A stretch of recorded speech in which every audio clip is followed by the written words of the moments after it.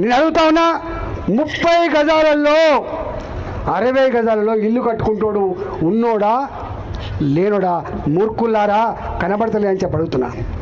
ఇంత మా ప్రభాకర్ ఒక మాట చెప్పిండు, బంజారా హిల్స్లో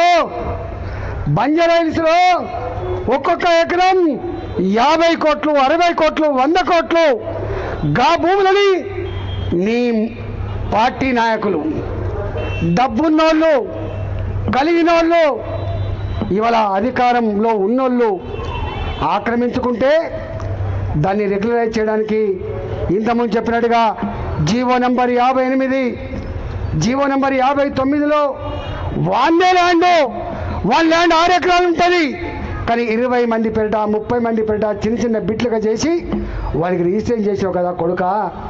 ఇవాళ ఈ 30 గజాలని 60 గజాలని ఇల్లు కూలగొట్టి వాళ్ళ బతుకులలో మట్టి కొడితే నీకు ఏమాత్రం న్యాయం అవుతుందా నా కొడుక? వాళ్ళ కన్నీళ్ళు, వాళ్ళ ఉసురు తగలదారా నా కొడుక అని చెప్పి అడుగుతా ఉన్నాయి.